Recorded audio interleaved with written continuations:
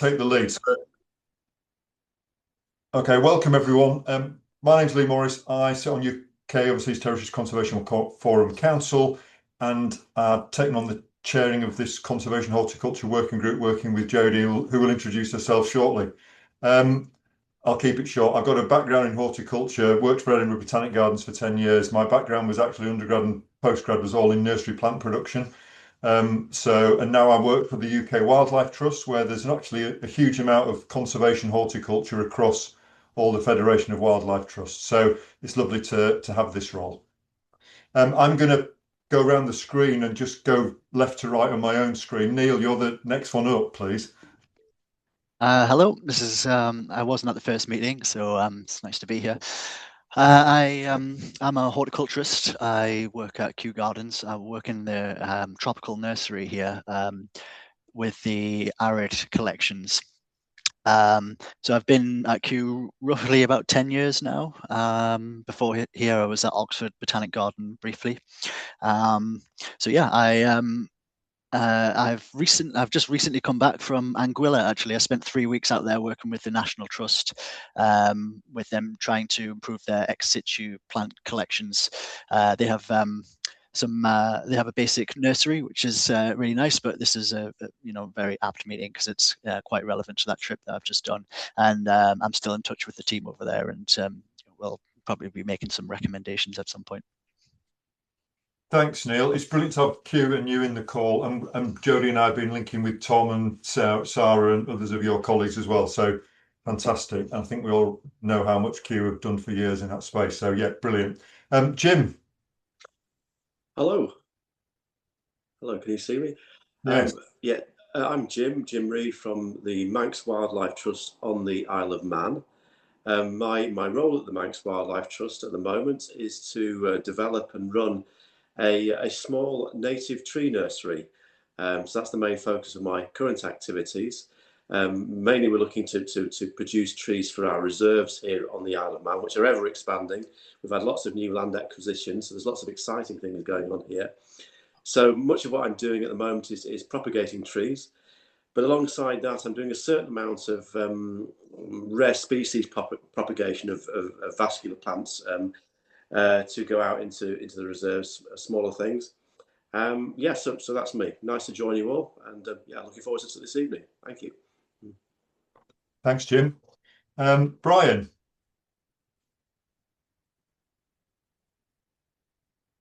Hi, good morning. Brian Dakiamanko from Department of Environment and Coastal Resources in the Turks and Caicos Islands government. And with me, I have Janelle Flash Blaze, also from the department, and Dudley Prosper. So we are all working together on the nursery program. Outrageous like that there. Yeah, that time to find out while Trump's driving each fucking tractor everywhere he goes. Yeah, thank you. It's all right, we all do Zoom faux pas, it happens. Thanks, Brian. Lovely to see you again. Keith. Yeah, Keith Bensusan. I'm the director of the Botanic Gardens in Gibraltar, and I'm also a council member and vice chair of the forum. Thanks, Keith. Forgive me if I don't get your Christian name pronunciation right, but I'm going to say Craitana. Yeah, close enough. Cretania. Hi. I am with the National Parks Trust of the Virgin Islands. I work in a nursery. Currently, I'm doing a work placement at Kew, just to pick up some more horticultural skills. But yeah, this meeting, I'm really excited because we're due to redesign our nursery in a little bit. So this is going to be really interesting for us. Thank you. Lovely to see you. Nick. Hello, everyone. My name is Nick Coelho from Bermuda. We work at the Bermuda Zoological Society. My colleague was supposed to be joining, but I think he has been pulled off to do a tour. But between both of us, Trevor Rawson is my colleague. He runs Trunk Island, which is a conservation island in Bermuda, where we do a lot of education. That's where we have our native and endemic nursery for Trunk Island, but also the Microforest Project, which I'm in charge of. So I'm the conservation officer of the Microforest Project, and it's a reforestation effort in Bermuda to restore native endemics around the main island. Brilliant to have you join us. Alison. Hello, I'm Alison Copeland. I was formerly with the Bermuda Government Department of Environment. I am presently in the UK. I'm doing a PhD on Bermuda's invasive plants. But when I was in government, I worked with Sarah at Kew. We red listed 9 of Bermuda's endemic plants about 10 years ago. And the other project I worked on was propagating endemic ferns. So we have 3 species of endemic ferns, and one of them is extinct in the wild. So that was the main focus of the project. Yeah, nice to see you all. Yeah, great to see you back. Thank you. Jodie. Hello, I'm Jodie. I'm this Senior Projects and Conservation Officer at the UK Overseas Territories Conservation Forum. I help with running our regional working groups and our thematic working groups, like the Conservation and Horticulture Working Group. I'm more botanically minded, but not a like full-on botanist. But yeah, I definitely love just the natural world, insects, plants, all the things. And it's a pleasure to be with everybody tonight. Thank you. And Jodie, I'm going to just embarrass because she does so much of this. I think she's been fantastic for the forum and does really work hard for you guys beyond her hours, I know. So there you go. Chris.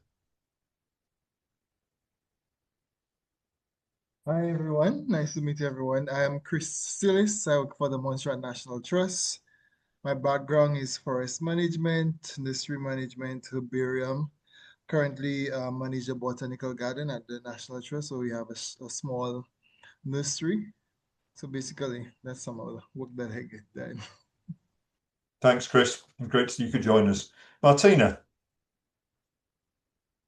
Hi, I'm Martina. So I work for the St. Helena National Trust, and we oversee a dryland restoration project on island at the Millennium Forest, where we have a nursery there, and we grow like many species of endemic plants out there, from grasses to trees. Yeah, a whole variety.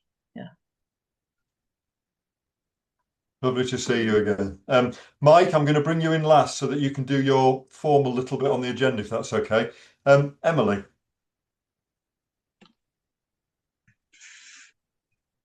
Hi, I'm Emily. I am helping the Bermuda government get its accreditation to be considered a botanical gardens again for the National Botanical Gardens here. And I was invited, or Alison shared the information about Jodie's working group, and I'm here to learn more. So thanks for letting me join. Great. Official round of there. Catherine. Me.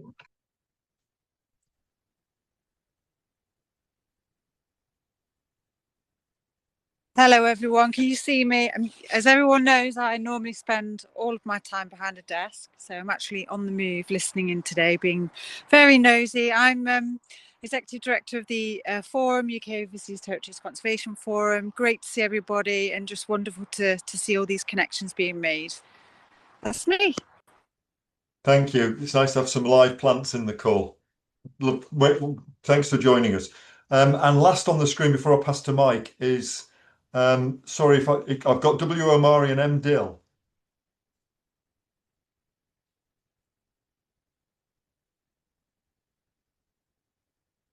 We'll count to 10. Oh, hi. We can see the technical in the chat. Don't worry. If your microphone's not working, please put something in the chat about who you are and where you come from. And if you're able to change your name on the screen, do it. But if not, don't worry. But if certainly pop something in the chat for us about who you are and who you're representing, that'll be lovely. Thank you. Welcome. So you see we've got a diverse group. Mike, I'm going to pass to you, if I may, as our overall chair and let you, I think, formally launch the group. Mike. Well, thank you very much. Apologies for a technical problem at this end too, so I was a little late joining you. I am Mike Pinkowski. I chair the Overseas Territories Conservation Forum overall, and I'm not a botanist. Sorry about that. I confess I'm actually an ornithologist, but I see that being enjoyed, particularly in Turks and Caicos. I know very well I'm not a botanist. But as I chair the group, I did want to, on behalf of council, which of course includes several people on the call, including Lee, congratulate the group on persuading council to create it formally. And to thank everybody for taking part, and also for Lee and Jody for agreeing the request to run it. So we are here to help you do your thing and basically pull in what resources we can to help with that. You're in very good hands with Lee, who has no hesitation in twisting arms to get people to help. And I should also recognise too that although I can't stay for the whole meeting, Keith Bensusan, who is both an ornithologist and a botanist and many other things as well, is the vice chair of the forum, and I'm sure he will bear my ear, as will Lee, on any things that you need to pass on to council or ask council to do. So congratulations all for participating, and back to Lee to get things moving. Thanks, Mike. And again, thank you to you for joining the meeting as well. And hopefully it just shows to everyone that right across the forum, we're really keen to help you guys. So very briefly then, in terms of Mike's outlined the overall aims of what this group's hoping to do. In short, join Dutch, get you to share knowledge, hopefully learn new things, and ultimately support native plant conservation across the territories. That's why we're here. And horticulture is an important part of that. I'm a proud horticulturist, as I know many of you are. Today's meeting, we ran a survey. Actually, Jodie, I don't want to do all the talking. Do you want to just brief people on the survey and how we got to today's meeting? Yeah, that's fine. So, and I know some people are here and they didn't fill in the survey, and I'll send it around to you after during the meeting actually, so that you can fill it in. But basically, we wanted to understand what in the first meeting that we had, we wanted to understand what people's interests were around having such a group, and I think some key themes that came out were around nursery design, hence the first workshops on nursery design, but also around biosecurity, kind of making sure that nurseries are secure in terms of what they bring in and what they export for kind of pests and diseases. So basically we did like a range of questions that we asked, like to sort of prioritize your interest. If people wanted to be involved in kind of supporting the group more or running workshops themselves, we know we have a huge amount of experience in the group, so we're very keen that people kind of give training if they want to, or kind of help co-run workshops if they want to. But also the main thing from my point, because I'm very neurotic, is to make sure that we've have your consent to share your emails. So I'll send it in the group, but the link again to the survey in the chat. But yeah, basically it's just to find out what you want to do and how you want to do it. So that's it, Lee. Thank you. Yeah, and the thing that came out very high on the scoring was plant nursery design, the fundamentals of how you design, construct, what goes into a plant nursery. I've already declared this was my core background, undergrad and post level, and I've been to, I think, nurseries of 4 of you on here in different guises. So what the aim of tonight is that I'm going to give a short presentation just with almost top tips of nursery design, very generic, nothing precise, but hopefully get you thinking about what goes into a plant nursery and what it's trying to do. And then brilliantly, we've got Brian, who's going to give us a case study from the Turks and Caicos and drill into detail about the nurseries that he's designed and now runs and manages in the Turks and Caicos for native plant conservation. So that's the plan. There'll be lots of time for questions and answers after we've done both the presentations. But if you've got a question midway, don't be shy, because sometimes you forget these things. Do proverbially put your Zoom hand up, and we'll pick the questions up as we go. But there will be a chunk of time after both of us for a wider Q&A. So without any further ado, as they say, I will share my screen. When I ineptly find the button to share screen. That's bizarre. There we go. I've been using Teams. I've switched to Teams recently. Let's go for that.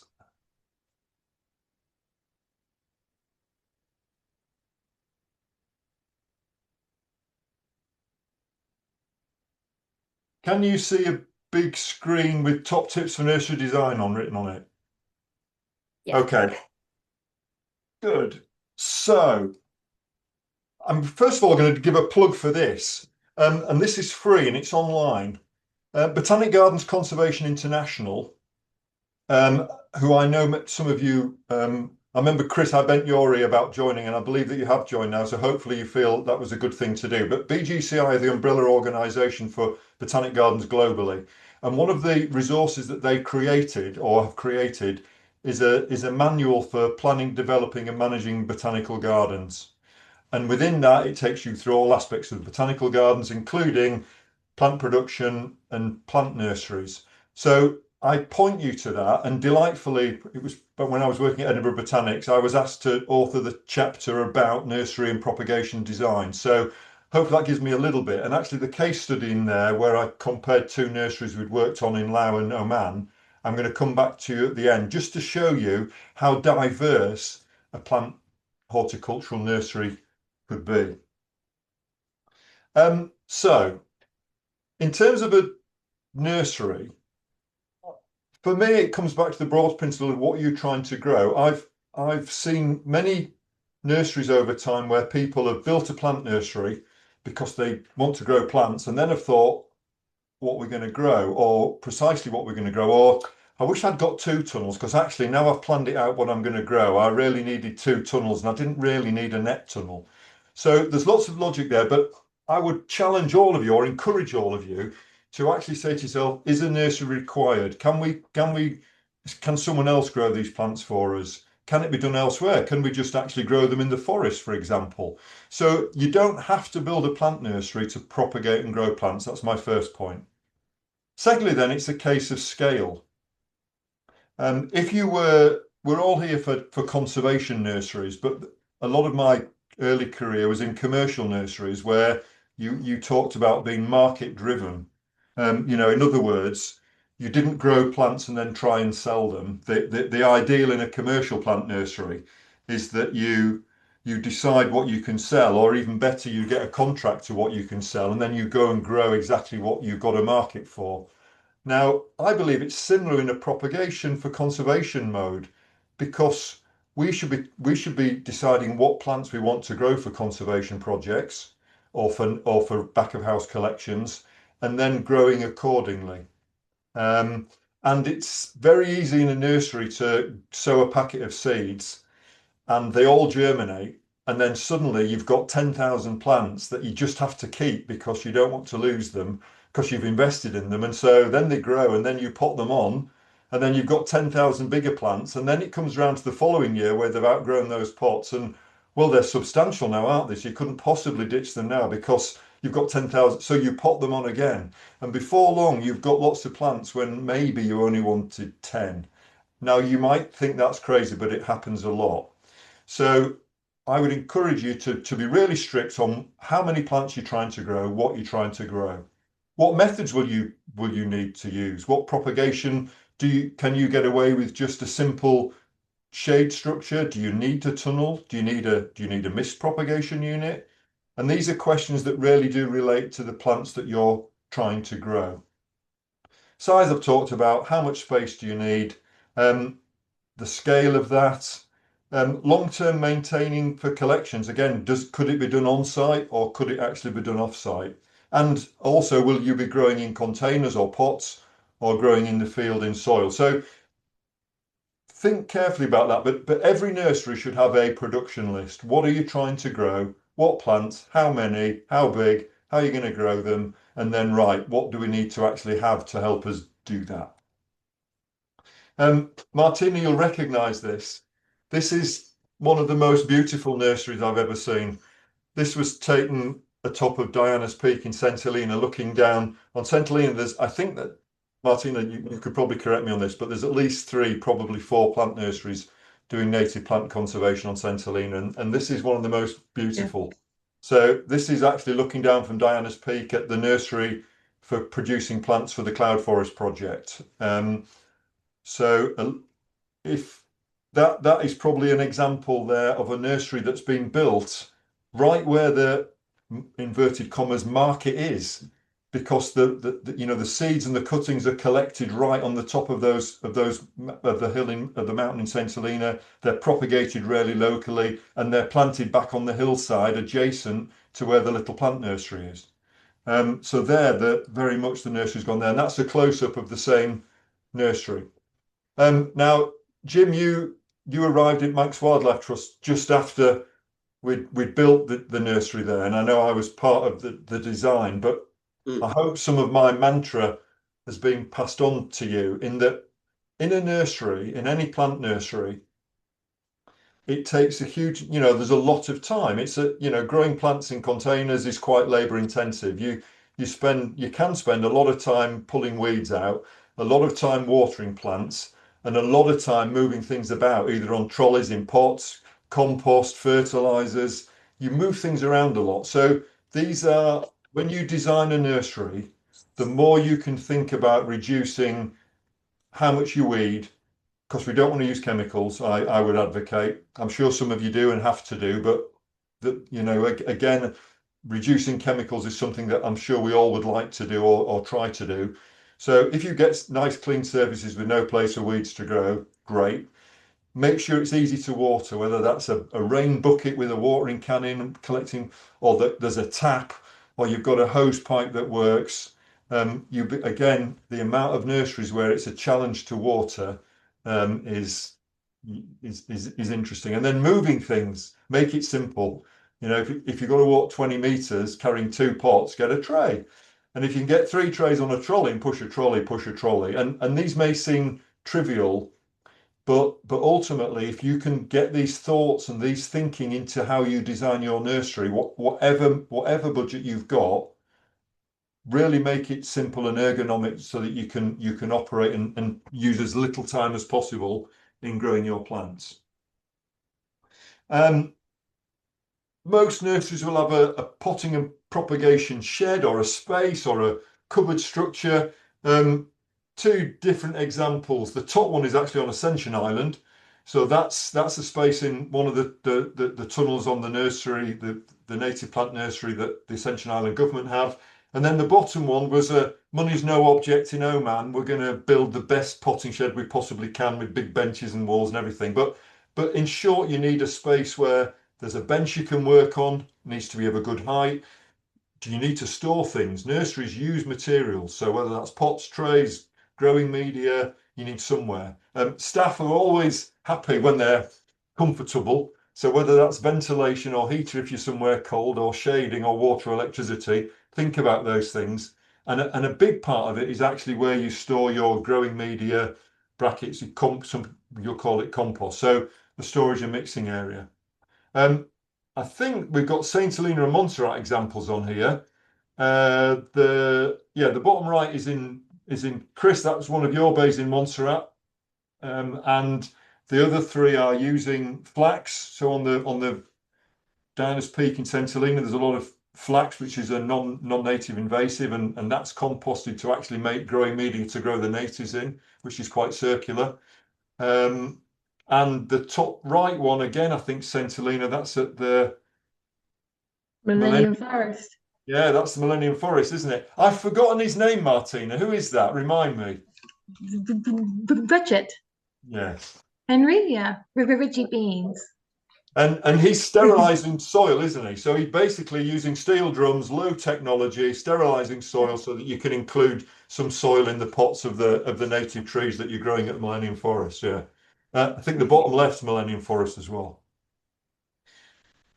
So my point from that, it can be low tech. This is a great example, again, I'm hoping, of where it could be high or low tech.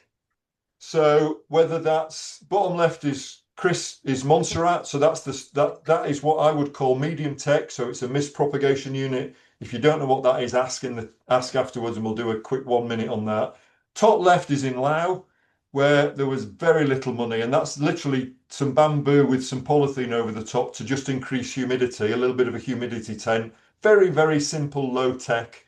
Down to the bottom right, where that is, I want to say that's in St Helena, and that that's the government nursery, I think, Martina. But there's irrigation benches, seed propagation, etc. So the principles of what you need for that. If you don't need a mist propagation unit, don't build one. Growing outside areas. Lee, sorry. Yeah, was it Gibraltar? I was going to say St. Helena seems to have an identical facility to the one in Gibraltar. It's Gibraltar, isn't down it? to the dragon tree in the background. Yeah, thank you. I knew I'd stuck Gibraltar. And this is also Gibraltar in the bottom right. Yes, it is. Yeah. And we got declare your plant garden. Yes, I should have got Gibraltar in earlier.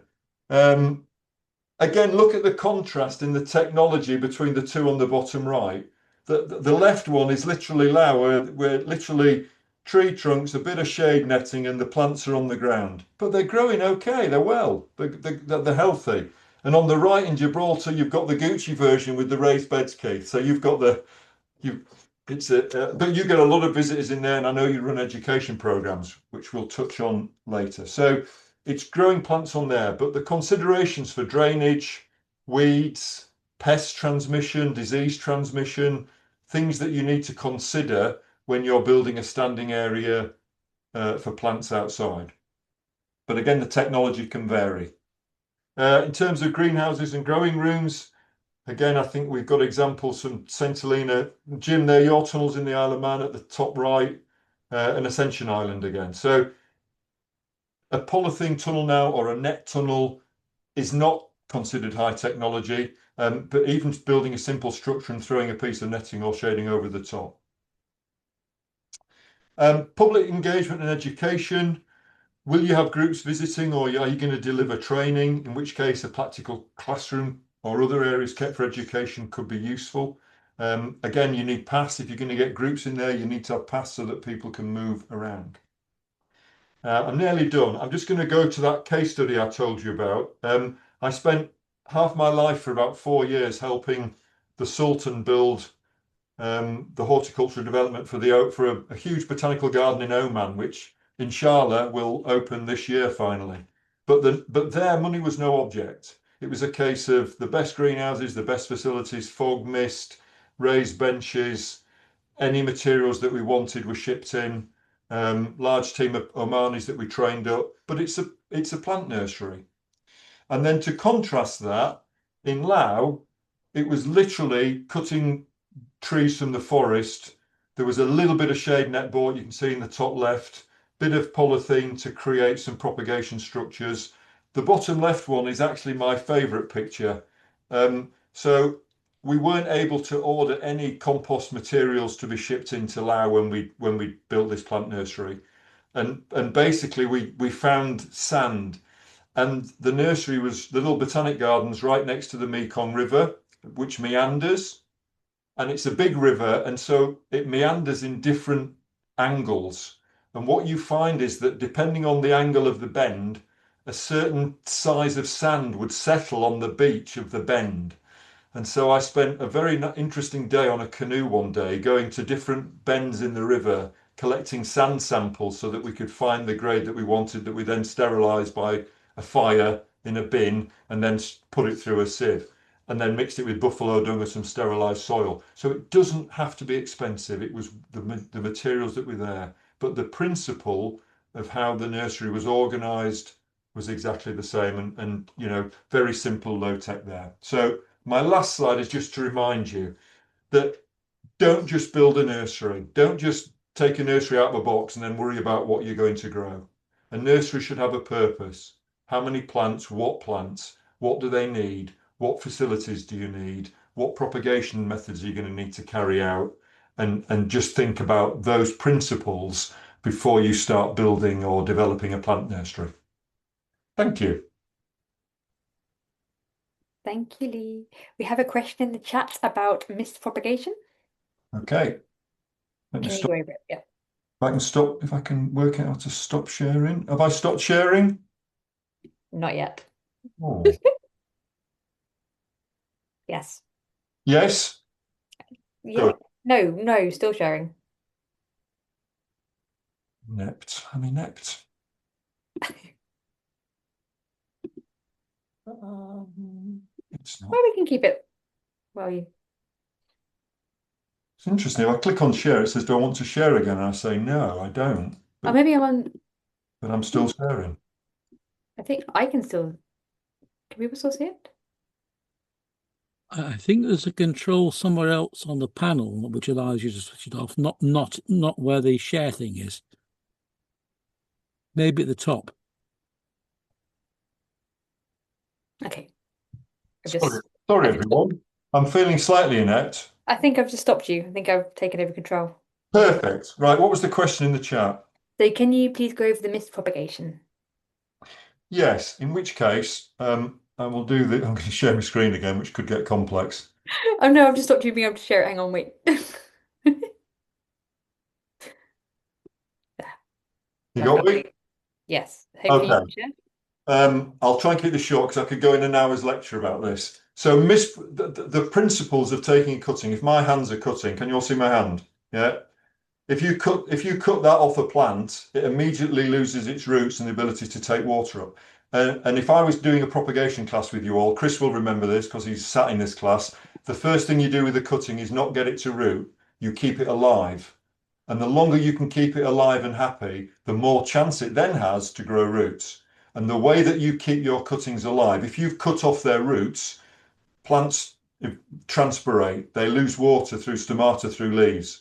If you put them in an environment of very, very high humidity, that stops or reduces the transpiration significantly, which keeps the cutting turgid, which means it's got more chance of growing roots. And one of the ways that you can do that, a real simple system was created called mist propagation. It's the bottom left picture there. My mouse hovers. We can't see it now. I can't see it.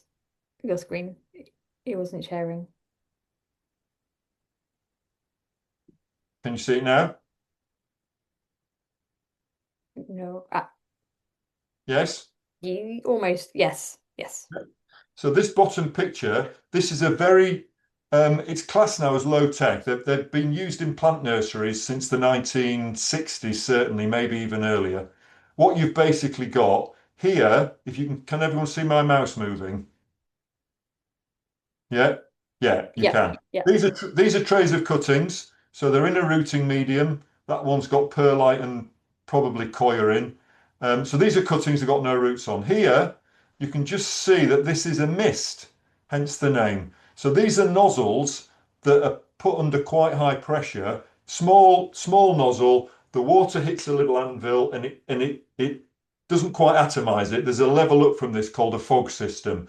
But with the mist system, it's very fine droplets that fall onto the leaves of the cuttings. And these systems are controlled in two ways. Well, actually three ways. One, you could put them on a timer. Secondly, you can put them on a sensor.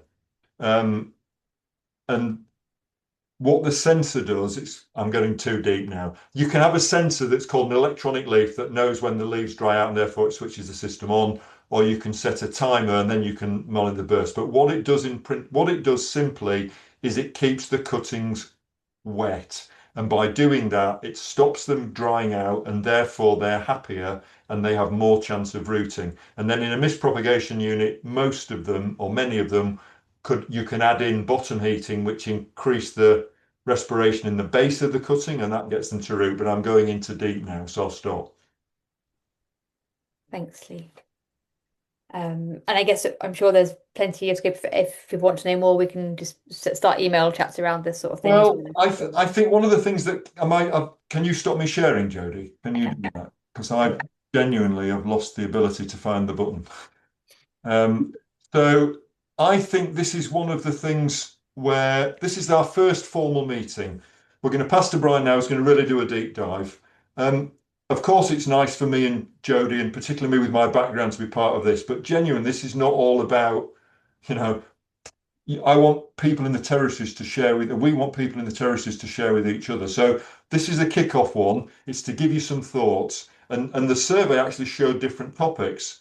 But having taught this in various places for years, if there was interest from me and others to run some training like this, then I think there's actually quite a bit we could do online for members on specific topics, whether that's propagation methods, potting systems, or producing a production list, etc. But we very much want it to be led by what you guys want to, sort of the upskilling, the knowledge that you want. And also our first port of call will be, how can we get some of you contributing to this so that you're sharing your fantastic knowledge from your territories?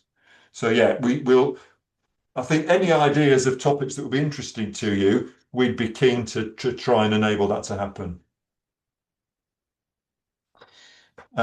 Is there any other questions in the chat? If not, then I think, Brian, we're going to pass to you, if we may, to do as a deep dive into the Turks and Caicos Islands.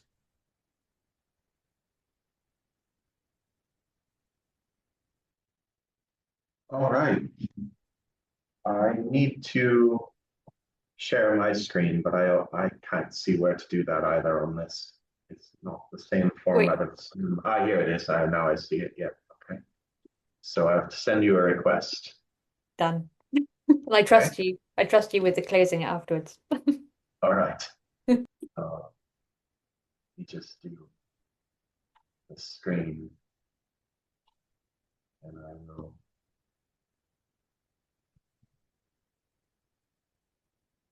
All right. Are we seeing the presentation? In Presentum, it's in the view that you can see there. I think the is it presenter mode? It's the mode where we can see both the slide that you're showing and the next one. Okay. So you may to adjust that. But if you do it again, you can swap them over, I think. Using a remote screen. Yeah. So if you do display settings at the top. And it should say, oh no. Try that. Duplicate slideshow? That should do. There you go. That's it, yeah. All right. Okay. Right. So I will be talking about, I'm just going to, see if I can reduce that. Oh, no, that doesn't want to let me reduce that. Okay. There we go. Okay. Right. I'm going to talk about the Caicos pine and native plant nurseries in the Turks and Caicos Islands over the last, 20 years now almost. And I have with me here Janelle, or Flash Blaze, who has been along with us on the entire journey. And I have a lot in this presentation because I've actually adapted this from another. So I have our nurseries, I have the concept, design, and operation, a lot of which Lee covered, but might be useful in terms of the specifics that we've encountered as well. So we've essentially been responsible for 4 actual nurseries, and these have been on 2 islands over the last, like I said, about 18 years, so 2008 to present. And the first one was when we were with the Turks and Caicos National Trust, and that was a native plant nursery on Middle Caicos, specifically to address the problems of needing to save and propagate Caicos pine, Pinus caribea variety bahamensis, due to an introduced scale insect, which was affecting the wild populations drastically. We then moved on to the Caicos pine and native plant nursery on the government farm with Turks and Caicos Islands government on North Caicos. That was 2010 to 2017. At the same time, we also were working on a native plant nursery collaboratively when I was with National Trust with DECR, Department of Environment and Coastal Resources, at the National Environmental Center in Providenciales from 2006 to the present. That is sort of operational. It's been kind of in and out of use over the last 20 years, and we're finally now bringing it back.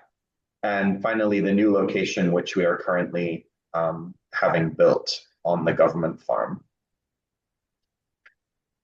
So just to start out, we began a project. This goes as far back as OTEP, the precursor of Darwin Plus, so Overseas Territories Environment Program. This was one of the last projects OTEP funded of the Caicos Pine Recovery Project. And this iteration actually was funded by Turks and Caicos Islands government first.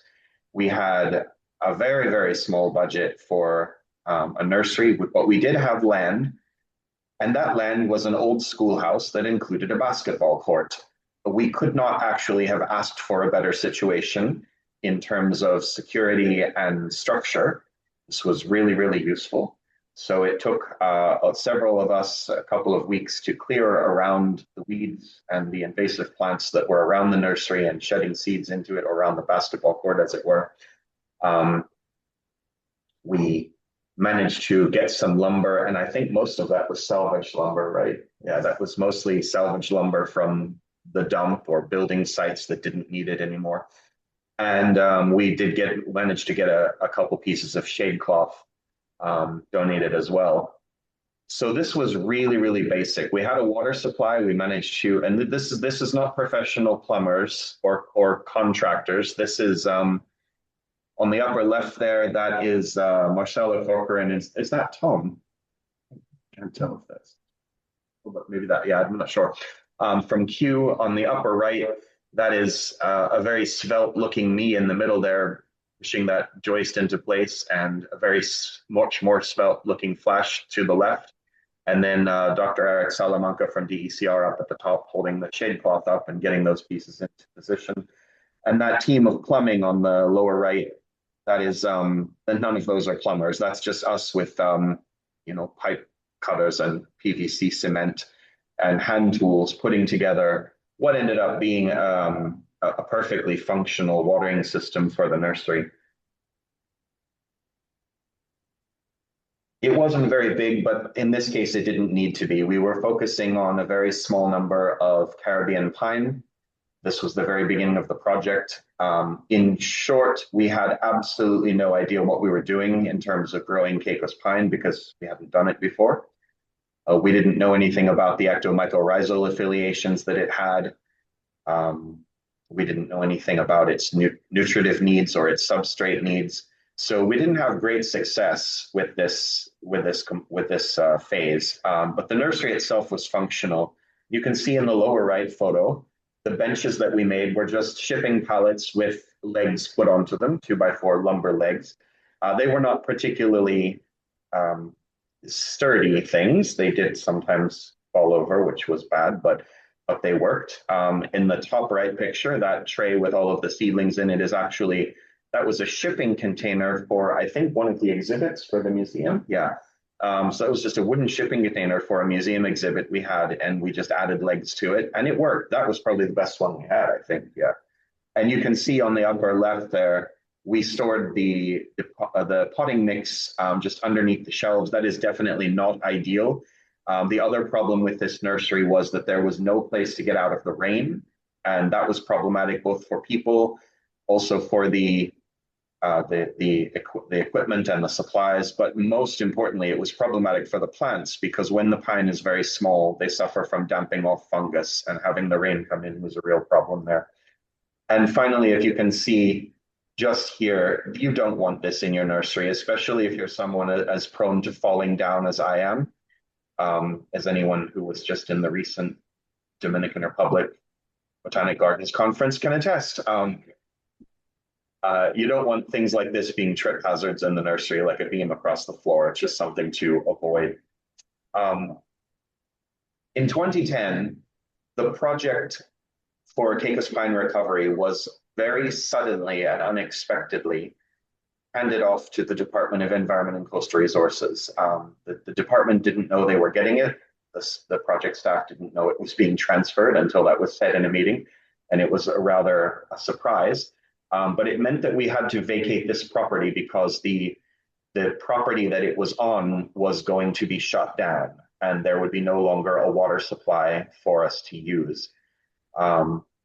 And so we very quickly moved everything to North Caicos. At the same time, the power company for the islands had purchased a piece of land that had an organic farm that had gone out of business. The chairman of the board of the power company was also the treasurer of the National Trust. So we asked him if it would be possible if we could salvage the shade structures and some of the other things off of the old farm. And they said, go ahead and take whatever you want. And we asked him, are you really serious? Because we're quite good at junk picking. And he said, everything that you want. So we literally took everything, including the kitchen sink, everything. So we took everything off the site that wasn't absolutely cemented to the ground, including some things that were, including the uprights for this structure. So these were 4x4 timbers with hurricane brackets and 2x6 timbers as the cross beams. This was not particularly ideal because the upright timbers were only about 7 feet tall, and putting them a foot into the ground meant that I was banging my head all the time in this nursery. But it was free. That was the important part. The ground cloth was free. The shade cloth was free. The tarp was free. This was all things that we salvaged, and of course the pallets were free. So we managed to get all of this out of that situation and convert it into a 50 by 50 foot nursery that was watered at first just by a 200-gallon drum up on some pallets, but then eventually had a little bit of a slightly better watering system. But we never did get any irrigation into this one. The problems with this was that it was too low. There was no security at all. People and animals and everything else could just walk in the sides.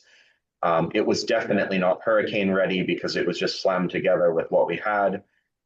It was also crucially inside a massive pest reservoir at the government farm. So basically on two sides, it was surrounded by agricultural fields, one side by a road with other fields on the other side, and then one side by a packing house where all of the chemicals were carried back and forth. And finally, the water quality was also unreliable and was very poor. It's on a well, and that well eventually went brackish, which became a big problem to the farm and the nursery. But as you can see, when it was working, we did quite well. During this nursery time, we had 118 species of native plants in the nursery. We had developed propagation protocols for over 60 of those, and we have formally written up about, I think about half, a little more than half of those 60. The others are still in handwritten notes that we need to move into typeset. But this nursery went really well. We produced well over 1,000 Caicos pines in a couple of years. We did a major outplanting effort on Pine Key. We also did a seed orchard outplanting on North Caicos, just near where we have our new nursery. If you can see on the lower right, those are Christmas palms or buccaneer palm, Pseudophoenix sargentii, which is a species that is endangered due to overharvest in the wild for landscape industry. And we managed to do a massive seed collection in 2008, I think. And those were sent to Kew, they were grown, and we got back about 400 trees, and these are the original ones. And so those plants have all been long ago given out and planted in people's properties and various places, and some of them even right here in our office yard. And they've been long producing their own seeds. So that's helped alleviate the pressure on the wild collected plants quite a lot. And you can see in the top right picture, we had things in all sorts of phases. We had some tiny seedlings and some some trees ready to go in the ground in the back there. Tried to keep everything separated by species. And as you can see on the top right, we had just about everything marked with the species, when it was planted, when it germinated, and any other information that was critical. I just want to point out in the photo on the lower right, you can see that's the initial water supply that we had. Don't do that. That's bad. You don't want 250 gallons of water on wooden pallets. We eventually there was a stone base made for that. And we now have that being moved to a much better tower situation to make pressure. At the moment, this was still all hand watering at this time. It was a nice spacious nursery. We could bring groups in and walk around and have quite a few people in there. Because of the fact that it was visited, we did have a lot of these little signs like here, where we had the smooth wild coffee, because there were some plants that we had such an abundance and people would wonder what they were. But this is something to just reflect back on what Lee had said about knowing what you want to grow. At that time, we were just trying to see what we could grow. So like I said, we had 118 species in the nursery of the, how many? 543 species currently, I think, in our flora. And this included everything from ferns to orchids to trees and sort of everything in between. And this is why you may have seen Flash and I laughing when Lee said about decide what you want to grow and don't grow 100 of something if you're not sure you want them, because I'm a little bit of a hoarder and I didn't like seeing the plants thrown away or going to waste, but honestly, they had to. Some of them we grew and nobody wanted them, or they had some other characteristic, like they were terribly buggy in cultivation, or they grew funny and they just weren't desirable. So that was a big learning curve. There's quite a few species that we struck off the list that we won't be growing in captivity or in horticulture anymore. It's just not reasonable because either nobody wants them or they just didn't do well. And then we had Hurricane Irma come to us in 2017, and I know some of the others on this chat will be familiar with Irma. Now, I came to the farm, to the nursery right before the hurricane. I had asked Mr. Blaze to do what he could to secure the trees. He put the seedlings that we had just planted and just begun germinating inside the packing house at the farm. And then he took all of the other trees that we were just about to plant out. These were only about 2 weeks away from being put into pine key in the ground in the Diamond Jubilee Pine Yard. And he corralled them around this post and then ran paracord around them. And I came and I said, are you really sure this is going to survive? And he was very confident that it would. And I was terrified, and I thought, well, there goes our pine career. So of course, in the upper left, that's what we encountered when we came the morning after, when the all clear was signaled. So we lost quite a few parts of the structure. But when we opened up the shade cloth, if you can see where the sort of that white tarp is at the top, that's where the single post in our nursery remains standing. And it's that post right where Flash is standing. And the pines were just all there. There was, I think one was broken, 400 some that were there. So we managed to sort of drag them all out, and we very quickly got them over to Pine Key and in the ground so that they would be able to go free and live their lives. And unfortunately, that year we lost all of the seedlings to damping off. We didn't have any structure to put them under. And unfortunately, due to various delays and difficulties, we were unable to rebuild this nursery. We basically just reduced it down to what we absolutely needed. And it just became a couple of plants sitting on pallets out in the open. So that was less than ideal. That was not good. The nursery is, as I mentioned, at the government farm, and that section that we just looked at was here where this yellow box is, and you can see it's surrounded on two sides by fields. Across the road there are fields, and then this is the packing house, and this is the propagation for the government farm. So it was not in an ideal place. It was surrounded by other pest reservoirs, but our new site was this piece of land with the blue line up here, and this was our new nursery site here. The very nice forest that you can see right there is the Caicos Pine Seed Orchard. So this is where we planted out a lot of the trees. And in 2017, we did get, or 2018, I think it was, we got this done. We got the site leveled. This had been under agriculture before, so we didn't have to feel bad about plowing down any sort of native plant habitat. It was almost all invasive Lucena, cow bush as we call it. We had some limestone marl drop down to level it. And then the power company very kindly put these power poles in. And the idea was that we would have run wire to put the shade cloth, and that would be that. But unfortunately, there were a lot of other things that happened that didn't allow us to complete that. And finally, when the Darwin plus local opened up. In round 2, we put in an application called Native Plant Nurseries Refurbishments for Habitat Restoration and Climate-Friendly Landscaping. And we were selected to receive a grant for that. I very quickly got to work on designing how I would like our native plant nursery to be laid out based on this, this format that was already there. Oh, I can't, just need to go back. But we based it on the poles that were already in the ground, and we designed it so that we would have a closed shed.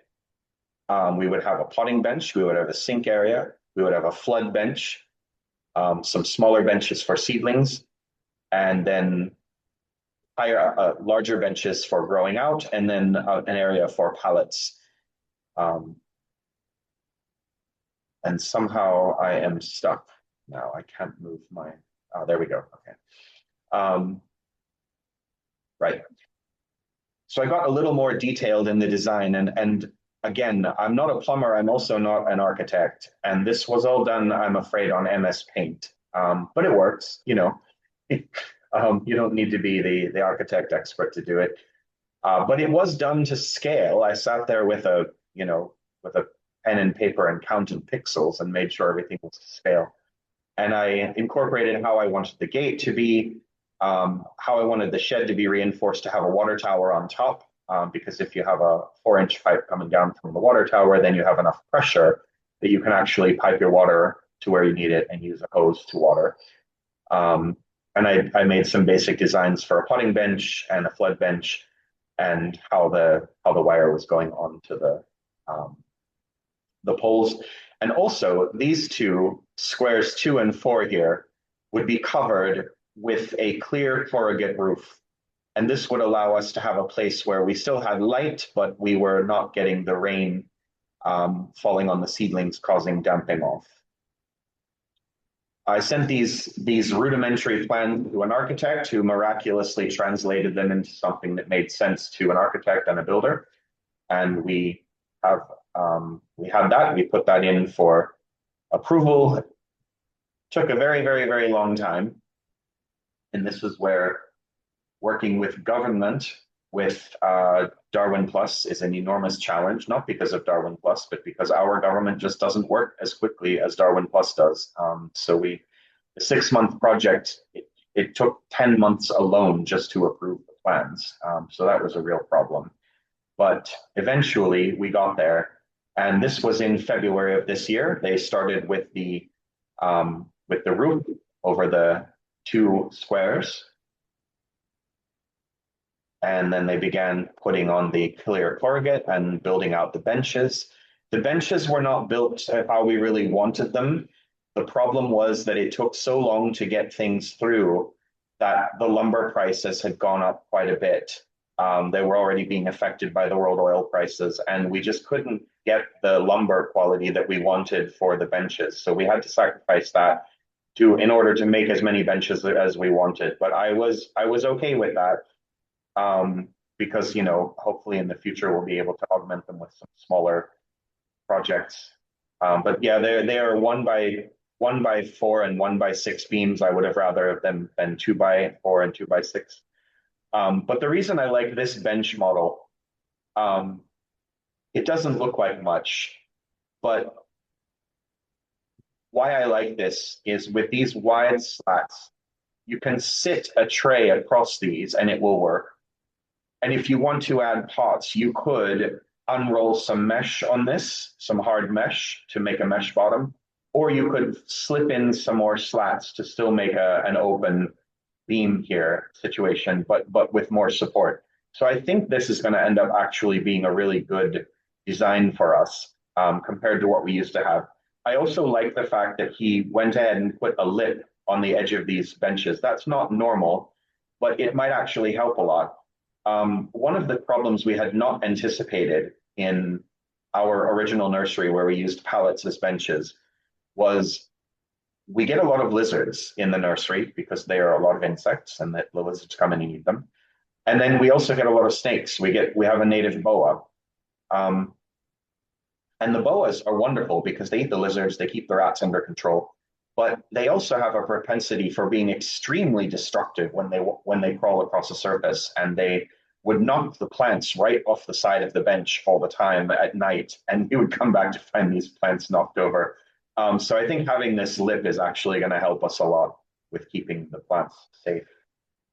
Again, these are the benches, so we'll be able to slat other boards in between or unroll a mesh or just use trays across them in order to work. So they're very simple, but they're going to be functional.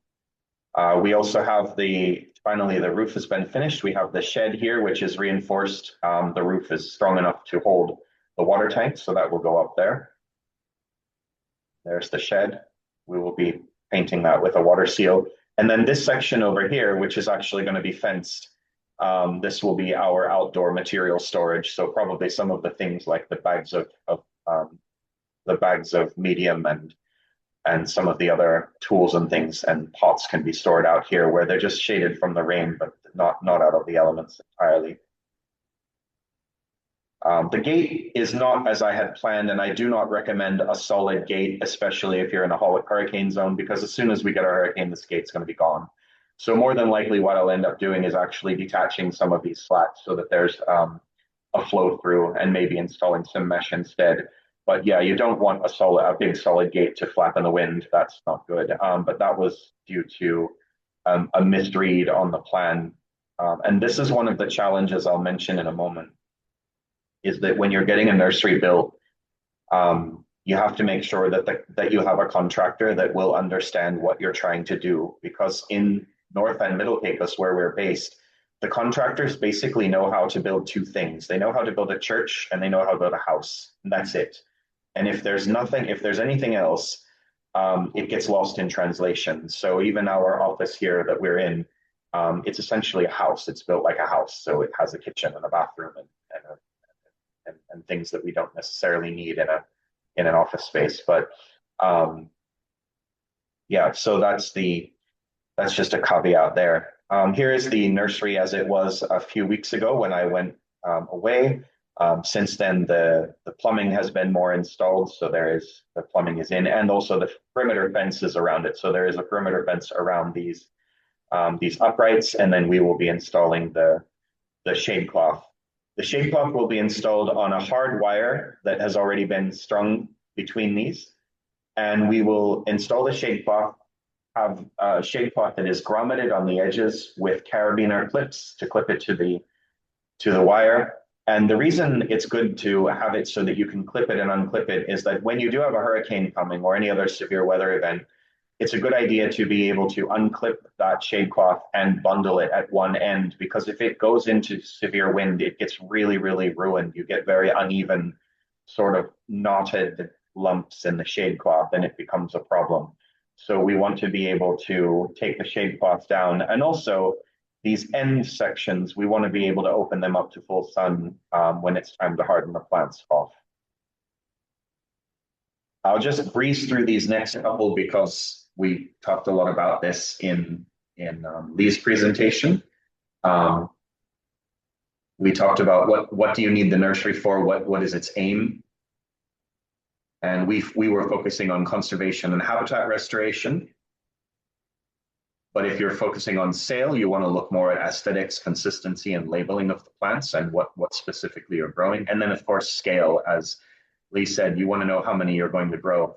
Now, on the right there, we were collecting seeds of Caicos pine, and we had about 9,700 seeds in those little bags that came out of those cones.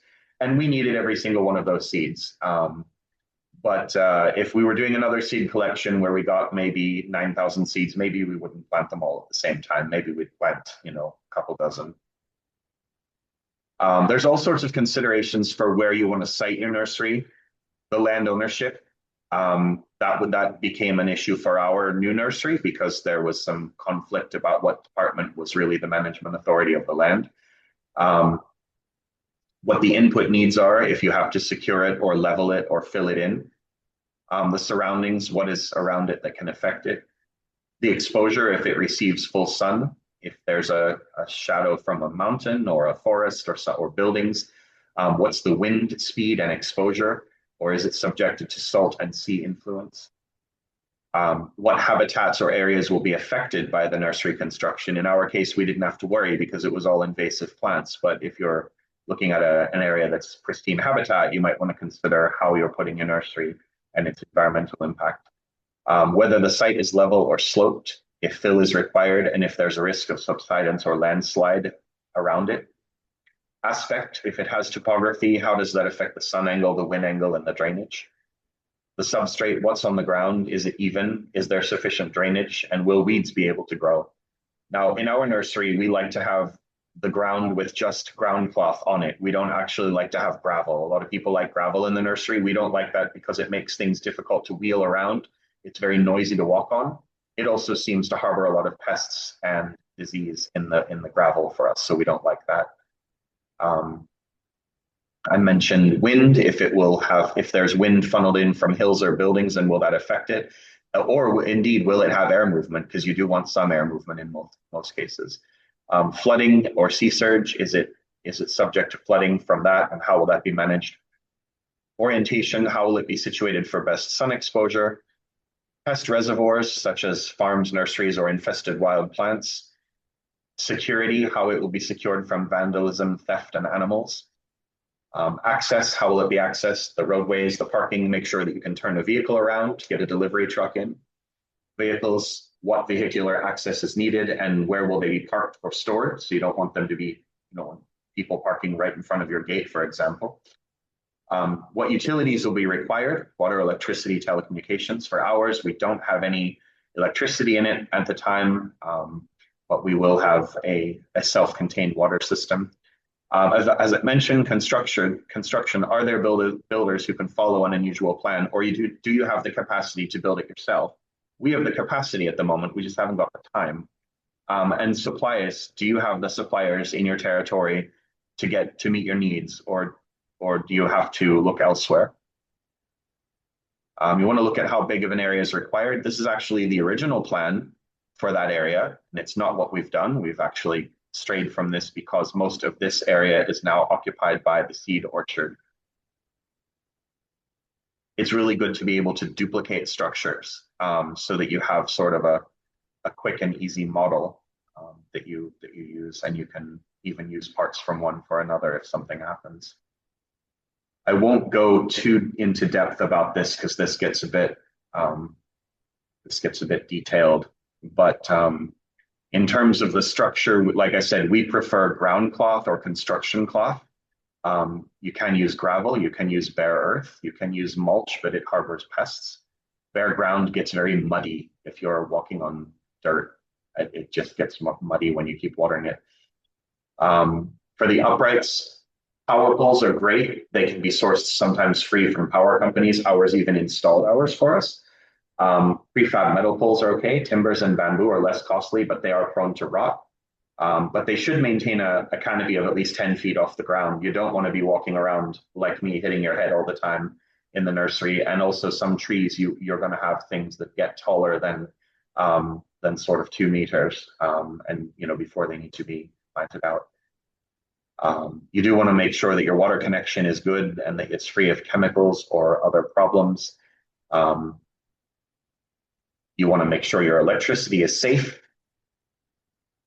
Night security lights are not ideal because they can affect plant growth. So if you have them, point them away from the growing areas.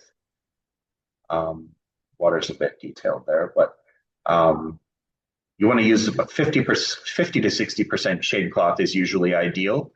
We only had 65% when we made our nursery, but it was fine. It worked for us. And as I mentioned, arrange it so that it can be curtained or bound for storms. We really like the transparent corrugate for keeping water off of seedlings because it helps to prevent the damping off fungus. And it also prevents things like if you've just planted seeds and you've just covered them with medium, then the rain comes, it can actually really just sort of uproot all of your seedlings and float them away. So that will help a lot with keeping seeds safe.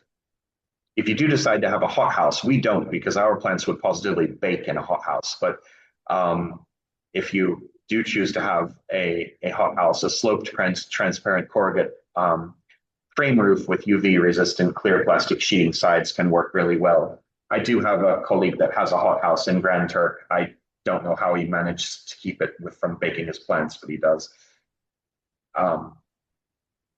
You want to have your potting bench, as Lee mentioned, with your supply, your basins, tub or water point, and sterilizing drums. This is something that we actually have 55-gallon plastic drums that we have bleach water we put in to sterilize pots if we need to. We haven't done that in a long time, but when we start growing the pine again, we'll be doing that to prevent any disease transfer. The flood benches are really useful. We haven't got one yet, but we're planning to have one. They have them at the government farm. And again, they're really good for bottom watering of seedlings to prevent damping off. And then we use wood pallets. You can use plastic pallets. Just have to change the wood about every 6 months or so, because with the water, they just end up rotting. But they keep the pots off the ground so that nothing is rooting through the ground cloth and into the ground and causing a problem like that. That was not done in the nursery in Providenciales. So they have a whole ton of trees growing in silly places that they can't move now without just completely destroying them, because they let them grow into the ground there. You need a storage room for dry goods. You want repair items like extra PVC pipe fittings and cement, tools, basic tools. And you need separate storage areas for fertilizers and pesticides if you're using them.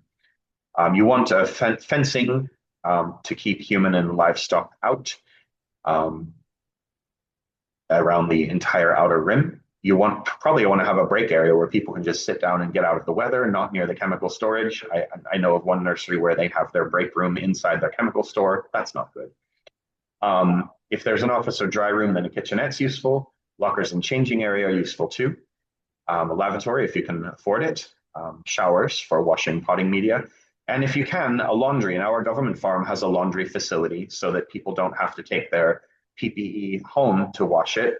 But it did attract the problem of people bringing in their home laundry to do there. So that's something, unexpected problem you need to manage for a nursery. And I just mentioned that because their building is directly adjacent to our nursery. That's a problem we noticed. So just mention that again, I like bare ground cloth on the nursery floor.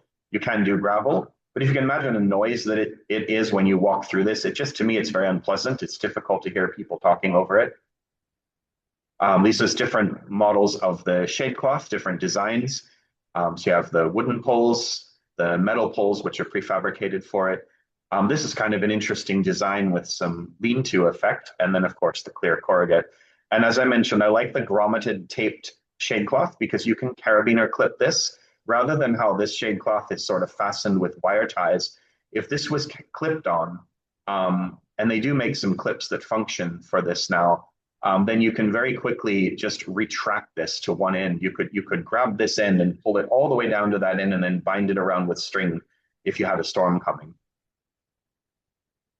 Potting benches, everything from homemade ramshackle ones, this is very similar to what we had in Middle Caicos, to professional ones that you order out of a catalog, or that you buy off of Amazon, or make out of a piece of countertop. There are all sorts of designs here, but basically you want something with sideboards and a backboard that you can fill pots on, and it's quite simple. The benches themselves, here's a flood bench. This is what floods from the bottom to water the plants to help prevent damping off. They're quite expensive, but you can buy them as a sort of panel that you lay on top of your structures. Wire or mesh makes a pretty good topping of benches, but it does sag after time. And if you're putting individual pots like this on it, it ends up not working very well. If you're putting trays on it, that's okay. This plastic egg crate is wonderful, but it's expensive, and we can't get it here. We have to import it. And then there are even these wonderful units that are stainless steel or aluminum compressor units, compactor units that you can roll. You can roll and you can fit more into your greenhouse with this, but they're specialist systems and they're quite expensive. I won't go over utilities. We mentioned that. You do need people to take care of your plants. And this is something I'm amazed by. I've had a couple of different instances where I've helped different groups, high schools or community groups, do a native plant nursery or a plant nursery in general. And they get very excited because they get a donation to put in an irrigation system, and they think that they can just sort of walk away from it. I always tell them irrigation systems are labor saving, but they are not labor replacing. You still have to put the time in. You just don't have to heavy lift the water is all. But they need to be checked and maintained daily, because they will fail. They'll stop working, or the water quality will go down. But you need people who know how to do what you're doing. So here we have, on the lower left there, we have Flash, and he's cutting a piece of wood to make a sign. Something as simple as someone knowing how to use basic hand tools is really important in a nursery. On the lower right there, you have Marcella Corcoran from Kew, who is a conservation horticulturist, who is sort of showing us how to treat the plants. There's me in the middle, who is a botanist. And you have Flash on the left, who is sort of everything, including the management system of the nursery. So we have a good little team there that we were working on these trees with that all became very successful. And I mentioned water is crucial. I don't recommend that you put your staff inside the water drum, but sometimes you have to, right? But having a hose with a watering wand is brilliant. For a very, very, very long time, including up to now, Flash still has to water with a watering can. So it's something that you definitely want to move away from. We have that coming in our new nursery. I won't go into detail about this one. One thing I'll mention. I'm not a vain person. If any of you have ever seen me dress, you know that I just basically do it to cover myself up. There's no thought put into what I wear. But you do want to get an apron. You do want to get aprons in your nursery. They save your clothing from what's called benchmark. I'm wearing a shirt right now that has a benchmark on it, and it's from me working in my own nursery, which is basically just you rub up against the bench in the same place over and over again, and it ends up wearing your clothes thin in a particular place on your belly. So just aprons can be very, very useful. Other just minor things, hand tools and random pieces of wood. As I mentioned, I'm a bit of a hoarder, but it can really be helpful. And plant labels are really important too. These plastic labels with pencil are great. These impresso tags are wonderful. They last a long time. Or you can use sort of numbered impress tags as well. And some people use a sort of waterproof tape that goes around the outside of the pot, and they write on that. But either way, you want to make sure you have a record-keeping system, and how that's done. We have an inventory that we maintain every 6 months. That's been on hold because of the nursery not being there, but it will be back. I mentioned security already, but just about things like theft, vandalism, animals, and biosecurity, pests, hurricanes, storms, and hail, fires, drought, intense heat or cold, and visitors. Do you want visitors at all?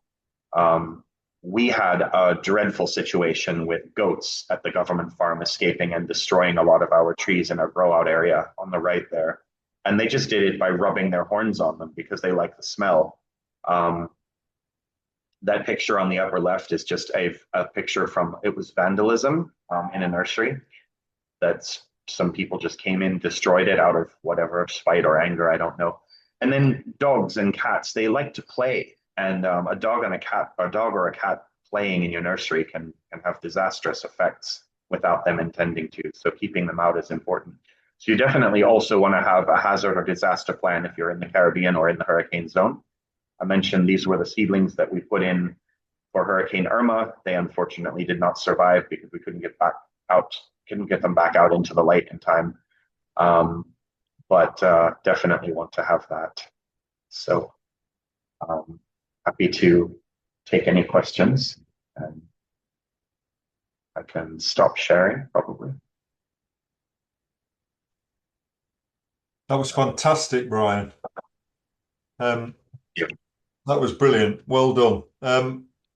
We do have time for questions. So while you are thinking of questions, maybe if we could stop sharing Brian's screen, Jodie, if everyone can see. And if people are able to switch their cameras on, that would be lovely.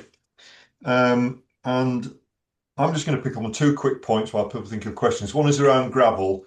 I'm with Brian. Gravel on a nursery is a nightmare. You can't push a barrow on it. All the vine weevils and every other pest that loves to live in it. Plants root into it, so you end up picking up loads of gravel. Weeds grow in it. If you've got gravel, you're going to be weeding forevermore. And it's just messy. And we might get onto this I'm going to suggest what the topic is for the next session later around pests and diseases, but gravel, nurseries, clean and tidy is a good thing. And the other thing is around people. I've spent a lot of time in my career advocating for horticultural skills and the value of horticulturists. And I think, as Brian said, you need skilled people to do your horticultural conservation. So they're my 2, but brilliant talk, Brian. Thank you. Right, come on, everyone. I need to see some questions. And There Brian, was a question in the chat. I think Britannia's question was answered about the floods. I don't know, I've forgotten what it's called. God, my memory's awful. About the floods. flood benches. Yes, exactly. Yeah. Yeah, but I think you kind of answered that about rotting. I think you said about the rotting. So yeah, basically a flood bench is like it's like a very, very shallow swimming pool that you put your trays of plants into, and instead of watering from the top, there's an inlet. You open a valve, and the water floods in from the bottom, and then you let it get to the level you want it. Sometimes there's an adjustment drain to actually make sure that it doesn't go over a certain level, and you let it so that you're, I don't know, 1/2 to 3/4 up the way of the pot in terms of depth. And then the water draws up through the bottom of the pots or the cell trays without hitting the top layer of soil, which is where you don't want that getting wet because of damping off fungus. And then when you're done watering, you just flush the water back out. And sometimes it goes into a recirculating tank, like a what is that called? A hydroponic system. Or if you're in a place with lots and lots of water, you might just let it run on the ground or go away, or you reuse it for something else. But in our case, we would probably have it on a closed system because water is quite precious for us. Okay. Brian, there's another couple of questions, Brian, for you in the chat from Neil. So while you're thinking of the answers, Did Britannia have something to add to that? Sorry, I don't know if I heard the voice. Sorry, no, I I heard a was voice. just going to say thank you for explaining. Yeah. Perfect. Sorry. it's all right. So I think another question was if that's Psychotria ligustrifolia. Yeah, we found that's a really good hedge. We use it in our office yard. It blooms and makes berries starting around now, right through into January. So in Christmas time, it will have both fragrant blossoms and shiny red berries on it. And it makes a great hedge. It is very susceptible to scale insects, so you have to keep on top of it with maintenance, but it's a really pretty hedge. And it's quite common for us. I'm sorry you only have 2 individuals left in the wild, but it's really easy to grow. It's a very easy one to grow. Sorry. Sorry, who's that? It's Alison. Oh, go for it, Alison. Yeah, that was my question. He was answering about the Psychotria.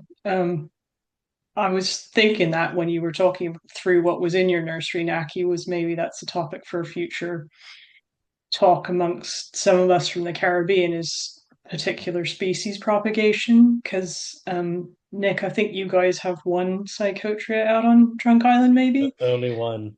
We have no success planting it in the ground. It lives in a pot now. Yeah. So, and 7-year apple is another one that popped to mind.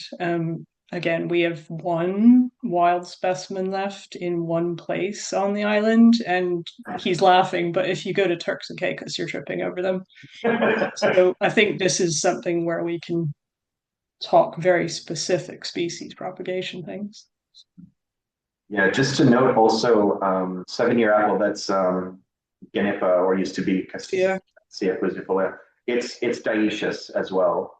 So yeah, you won't have any more if you have 1. But that's something that, there are options for, possibly sharing seeds or whatever. Yeah, for us, you can't swing a dead cat without hitting a Genipa here. They're all over the place. But there are, and that's when I said that we've developed the germination protocols and propagation protocols. We're very happy to share those They're not particularly in a neat format yet, but they're usable anyway. Oh yeah, I see you've got your dried fruit there. Nick's got the dry guinea pig I have fruit. a couple that we've taken. Trevor has them growing out on trunk really well, but we wait for them to get kind of black. That's one of the local growers here. That's how he likes to grow them. But yeah, only one wild, I believe, that's left. We have about, I think, around 20 or 30 planted out in the microforest, and I think about 15 or so on trunk. Okay. So you must have a male around then somewhere, because they're getting fertilized. That's good. Brian, there's a couple of questions from Neil, and there's one from Martina, but just on flood benches. I've just had one other thing on flood benches. They are brilliant, and I've used them in lots of places, but if you get diseases such as Phytophthora or anything that's soil or waterborne, a flood bench can spread it through your entire batch of plants very, very quickly. So that's where some people put sterilization or filters or other systems in, but it's just a case of knowing what plants are and what the risks are for pests and diseases. And the gravel one, Brian, I think you've answered the gravel one for Martina. It's that, Martina, Mypex matting is probably the best option. Even if you put Mypex on top of gravel, that helps a lot if you've got a drainage and mud. But something that, Brian, you use the Mypex, I think, the woven matting, yes? Yeah, so we use ground cloth, but I think the other thing to consider is what your substrate is underneath. We don't have ours directly on the ground. Ours is actually on top of limestone marl, which locally we call it quarry or curry, as it's pronounced here. Not the same thing you put in chicken. The quarry is really useful. It's a fine marl product that just mined out of the ground, and we can lay it and roll it flat. But there's a very similar agricultural product available called lime pack, which is often used in livestock pens, and it's really good for drainage. It's sort of a almost like a cat litter, but it comes in bulk form, and you can lay that down if you haven't got marl, if you can get a hold of that from an agricultural setting. And then you've got something you could essentially do like not necessarily gravel, but something a lot more compact that drains well underneath your ground cloth. Because even where we did have the ground cloth on the ground, it still got muddy, didn't it? Yeah. But where we have it now, it won't get muddy like that. The water might lay a little bit, but it won't get, you won't end up with mud all over the place. And I suppose you probably could do the gravel underneath the ground cloth, but I guess it would have to be a specific gravel, maybe something angular rather than round that would compact a little better. Yeah, but the St. Helena, I don't know if you have limestone there. If you haven't got limestone, it would be difficult to do any kind of marl product. Yeah, it's more like a very hard clay marl. So like it's either very muddy and could be very slippery underfoot. So we got gravel down to try to avoid trampling that all over the place, especially because we had like a ground cloth and it just got really terrible. Okay. Yeah. I think also you're probably a lot wetter than we are, especially in your cloud forest nursery. Whereas, our rainy days, well, we've had 3 days of rain in a row, and that's very unusual for us. We've had a month of rain at the moment. Yeah. Brian, there was a question from Neil about plant records and seed storage. Hi. Yeah. So do we have seed storage facilities? I wouldn't call it a facility. It's currently a box in my living room. But we do have a plan in the office that we're in to have the National Herbarium and the seed bank here. We have about 250 species in the Millennium Seed Bank at Kew. And we have sort of continual, whenever I can, I pick up seeds from the wild to use for the nursery. So I have been harvesting things. In fact, just 3 weeks ago, I got a nice harvest of 7-year apple. There was just a tree that had been run over by a bulldozer, and it was on its last legs, but it was producing fertile fruit. So I took those. And we have I have a nice tree in my front yard which has a lot of landscape value. It's called, like, local name is naked back.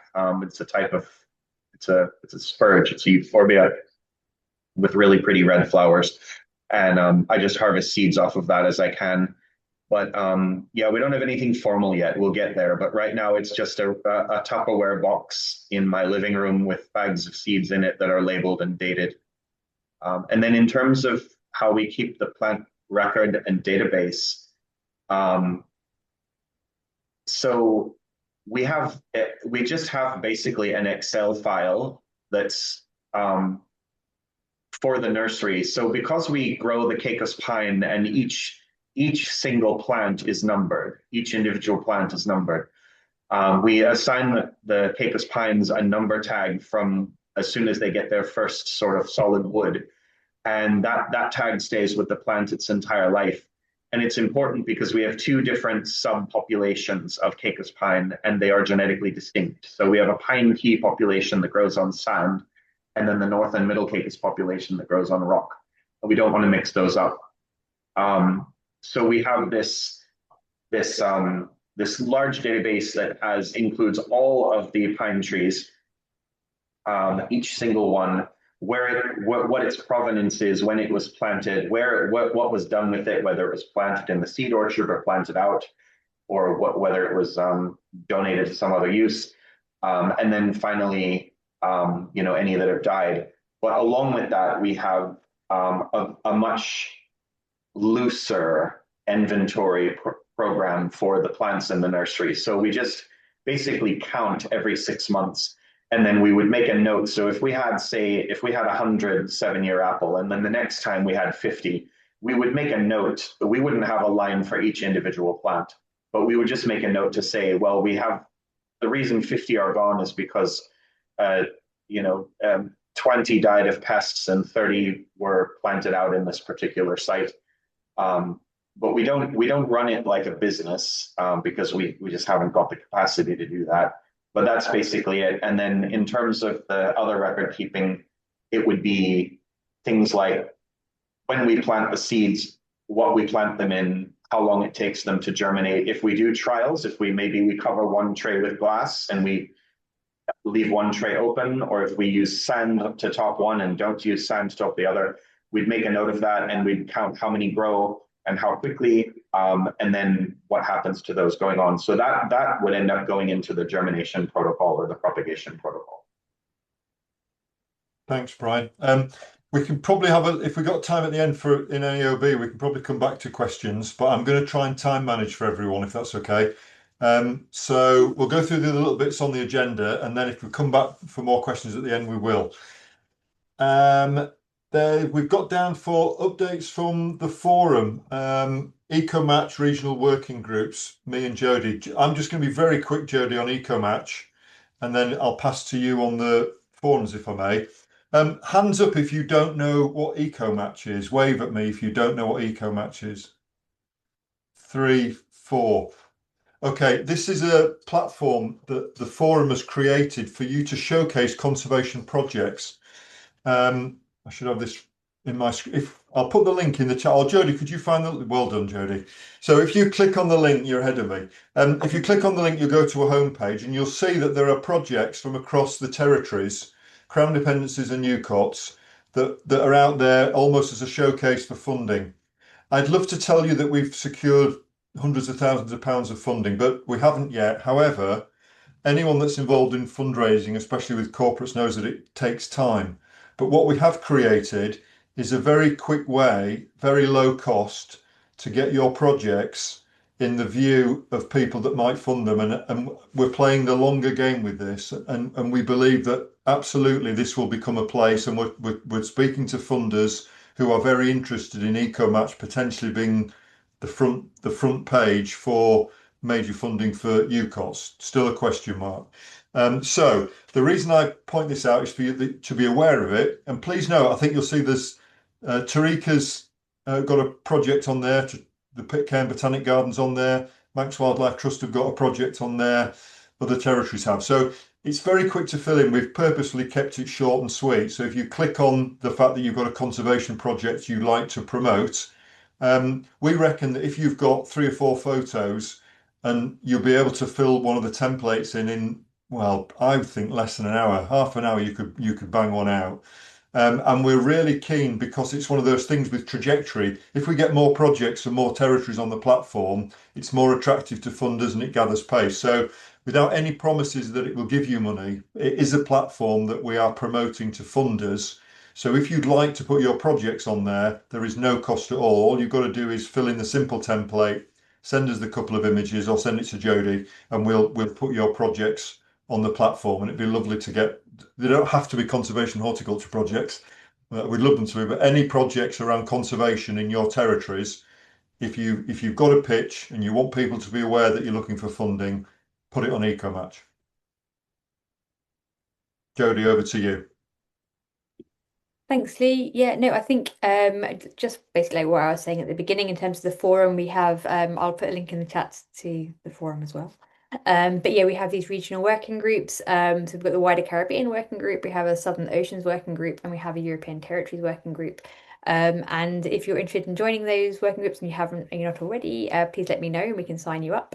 But yeah, as like I said, we also have thematic working groups, and sort of linked to this is we have an ant working group, so like an invasive ants, mostly around invasive ants, but of course we have some other native species too that are talked about. But Keith is the chair, well, co-chair of the ant working group. And yeah, basically it's to sort of share ideas around management, surveying, control, like eradication if possible, but just yeah, impacts, interactions, biosecurity, all those kind of things really, but around ants specifically. So if you're interested in that, again, please let me know. And we're just having early conversations with some of the youth across the overseas territories and Crown dependencies, and whether there's any interest in having a sort of a youth network to sort of link up younger people to each other and kind of hear about opportunities, knowledge sharing, soft skill like creation or soft skill development. Yeah, so there's a few different things we're doing, but if you want to know anything anytime, please let me know. But I think, Lee, that's it from what we want to talk about.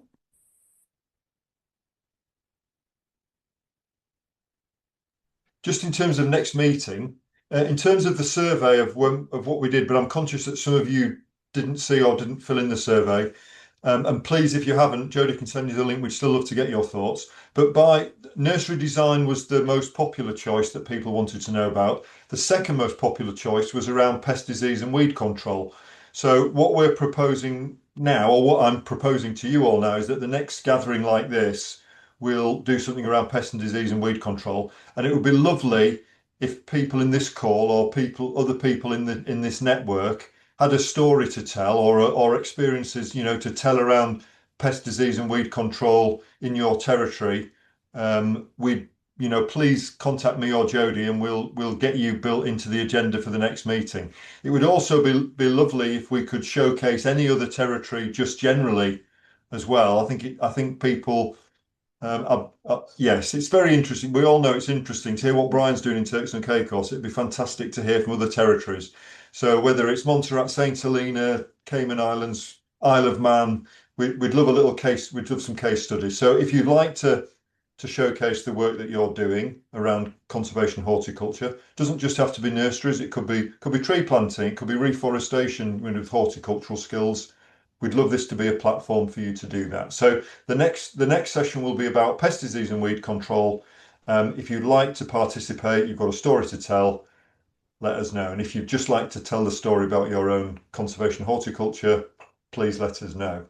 In terms of the date for the next meeting, we don't want to overplay these. I think me and Jodie would like to meet every fortnight, but we're going to suggest that realistically, 4 times a year, quarterly, would be sensible. Again, I'd love a little bit of a show of hands in support for that as a proposal in terms of quarterly meetings. Fab. Then August, as Jodie's rightly, my wise sage has pointed out to me, that August is the month for holidays. So August might work for people actually, but if I was to say August or September, could you just put in the chat August or September, which would be or both? August, September, or both, and we'll do a quick survey of people who are in this meeting in terms of when we set the date for the next one. And Jodie, if you could just catalogue those. What else was on my list? I'd love to get a group photo. So could I ask those that cameras are off just for a minute, if you've got to put down your sandwich, can we just have cameras on? It'd be lovely to just get one group photo with everyone smiling at the camera like we did for meeting one, if that's possible. Chris is on. Kimberly, can you join us? And Catherine, if you're still out in the woods, even better. I should have forewarned people on this. If you can do it, great. There's Catherine. Kimberly, can you join us for a full house? Here she comes. We've got a message in the chat. She's coming.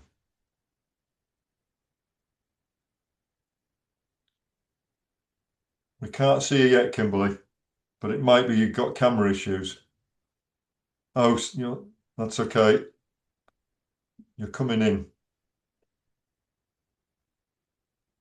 Thank you for this, and I hope you understand my enthusiasm. I think the fact that you're all here, me and Jodie, and I can speak for Keith as well on council, it's lovely to have you all join us, and we're really hoping that this gathers some momentum. So if your camera's not working, Kimberly, don't worry. I'm going to leave that little speech bubble that says camera's not working. Right, everyone smile at the camera.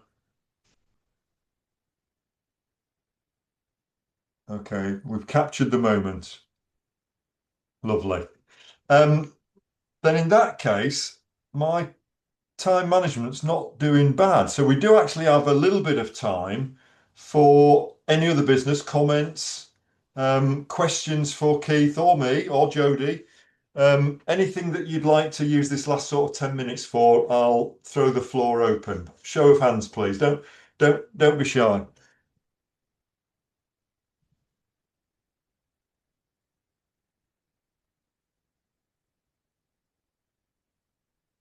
Thanks, Emily. Fire away. So I would second what was previously asked by Allison, for us to have a meeting sooner rather than later. And I'm not sure if sooner means before pest disease and weed control, about having coordinated propagation and seed exchange for sensitive species, because that's going to take a lot of coordination and a lot of support. Luckily, Kim is on. I think she's in charge of our plant lab in Bermuda. So anything that we request from you guys will go through her, as long as we do it the right way. So I think that's a big deal for us here in Bermuda. So thanks. From what I interpret, we're looking at this as being a Caribbean group, really. Yeah, is that correct? And maybe. Again, that might be interesting to everyone to join the call, or it might be that just one of the achievements of this group is connecting those people in the Caribbean, and you go off and have your separate conversation about seed swapping and plant exchanges. That might work really well. But if you think it's a wider conversation, Emily, what have you got a thought on that? Is this a little subgroup where you just get the Caribbean people together in the same room, or would you like us to facilitate that for you? I shouldn't be the one that leads this because I'm sort of just a ad hoc adjunct. It should be the BZS, Allison and Kimberly and Omari, the ones that are more heavily involved in this than me. So I'll pass that on. Sorry.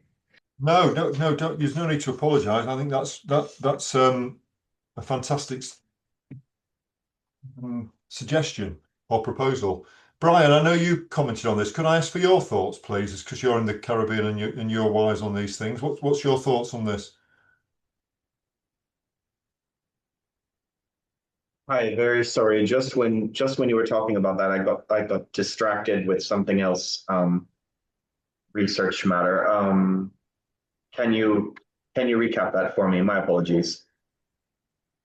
It's okay. In short, Emily from Bermuda was suggesting or proposing that what she would value would be a conversation specifically around plant and seed exchange, really Caribbean, but it could be a wider conversation for people. You're muted, Brian. Sorry. Sorry about that. Yeah. Yeah, definitely. I think that's a really important thing to look at. I think in light of some of the work that Kew Gardens has been doing, especially in BVI on phylogenomics as well, it would be, of course, ideal to look at, especially if you're looking at doing any kind of restoration, an outplanting of species with seed sources from outside countries to make sure that you're getting, what ostensibly would have been the source population anyway. So, I'm sure Bermuda probably has collected things from throughout the Caribbean due to its position in the Gulf Stream. But yeah, looking specifically at what the phylogenomics are and what might be the best source population, I think that would be a good idea. If we're looking at it from a horticultural setting or a botanic garden setting, then that's a different case because they would be something that would be maintained in a captive setting. So in that regard, then it's more about either way, it's about the agricultural and biosecurity legislation and regulations for the different countries. So for Turks and Caicos Islands, we don't have any facility to create a phytosanitary certificate. We don't have that capacity yet. So if that's a requirement, we can't actually export plant material that requires that to countries that require it. But if it was, if it was a country that didn't require phytosanitary for clean, dry seeds or something like that, then we would be able to share, and I think there's definitely a conversation to have larger through the Caribbean and Central American Botanic Gardens Network about exchanging material. That's a resource we can surely use. We were just Dudley and I were just at that conference 3 weeks ago. And there's a really good network available there for that kind of exchange. So we'd be happy to. And also relatedly, herbarium specimens. We were speaking with Dominican Republic Herbarium and how, we're right next door and we share loads of species. We actually share an endemic or two. And we don't really have any official relationship with them on that. So it'd be really good for us to be able to set up exchange programs with them and with anyone else who would want them. And I'm very, very happy to collect extra specimens when we go in the field. So that's not a problem. Yeah, we've actually imported some old Bermuda cedar seeds from St. Helena. And I believe we had to get a phytosanitary certificate for that. I'll have to double check though. I'm meeting with the person who brought them in later today, so I could double check on that. But I think it's worth a conversation that we could have. Okay, thanks, Ken. Yeah. So the phytosanitary certificate was required for this. So yeah. So in the purpose of that conversation, I know where Bermuda is geographically, you're a bit north, but in the wider Caribbean, do you view yourselves as being part of the wider Caribbean, so to speak? If that's ish. Yes. So Half and half. botanically, we share a lot of the species. Okay. Well, Jody, I think if there was interest in just having a subgroup of that for the sake of a conversation, we could facilitate that, couldn't we? Yep. Very much. Neil, I don't know if it would be you, but I'm sure if it's not you, some of your colleagues at Kew would be wonderful to get into that conversation. I don't know if you can, if there'd be any interest on the Kew side to participate around a topic about plant exchange and seed exchange in the Caribbean specifically. Yeah, absolutely. There's a few horticulturists in the nursery here who deal with who grow a lot of the UK overseas territories plants, and also, I mean, I've just come back from Anguilla and we bought some seed back. We got Phyto for it, and it's some really stuff that would be good to share. So yeah, I'll put the word out and see who's interested. There are other people who are, already interested. My colleague who couldn't be here today, she will definitely be interested, so I'll pass it on to her. So yeah. Thank you. Thanks, Neil. Emily, I sensed in your first comment there was a bit of urgency in this. How urgent an issue do you see this? Do we need? How quickly do we need to facilitate a meeting? Could it just be the next meeting, or do you feel we need to do something sooner? I actually would have to pass that on to someone like Nick, who is in charge of the biohabitats here and knows more about Trunk Island and our small but mighty natural areas here in Bermuda. I mean, it's not too pressing. I mean, it could probably wait until the next meeting. I have my seed sources that I get from. There's a couple other private growers. The only real one that I'm also looking for now is Yellowwood, Xanthosilo. So that's the only like bucket check mark list I need to go. And I don't want to get poison ivy again, going to look at the trees. So I'm avoiding it, but it needs to happen. We discussed that, I think, in Dominican Republic, that yeah, we can definitely get xanthoxylum seeds. Yeah, they're funny and seasonal, but when we get them, we get a lot of them. Yeah. Well, I'm going to be pragmatic then and suggest that we make the next meeting one around sourcing plants and so that it's not purely Caribbean, but we'll have a deep bit more of a conversation around the Caribbean within that context. And then if we could get someone, Neil, if you can twist arms or buy boxes of chocolates for someone that you think would be a good speaker to have for that would be wonderful from the Q side. And then if someone from the Caribbean would like to maybe do a small piece around the needs for the Caribbean or the wider Caribbean, sorry, then that could be great. And we'll plan a session around that. Everyone happy with that? And then we'll push pest and disease and weed to the one after, which is so ubiquitous. We could do it anytime, that one. So that will always remain of interest. But hopefully that shows we want to react to what's interesting. So the next one then is around sourcing plants and including plant exchanges and seed exchanges. And we do that in the wider context of where do nurseries get their plant material from, yeah? And we can include something around that in terms of just plant collection in the field, both seeds and vegetated material, which, again, I'm sure me and others have spent time doing protocols for that. So I think we can make an interesting session around that whole topic. So with that context, then please let me or Jody know if you'd like to participate so that we can get some speakers. And Neil, twist arms or buy chocolates for the right person at Q. Any other points or comments or queries? Just on that regard, I'm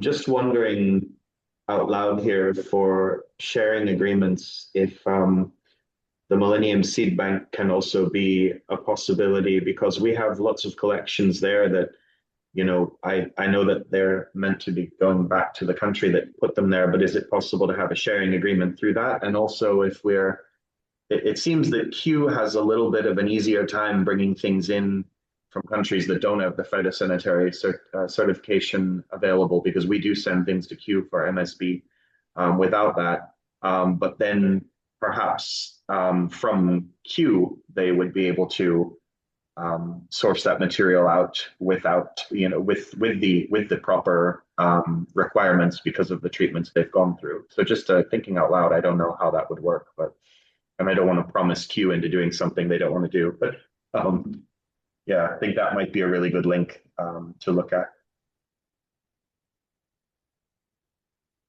Thank you. Any other points, comments or queries? Then we're bang on time. So I think I'm going to sincerely thank you all for giving 2 hours of your time up joining us.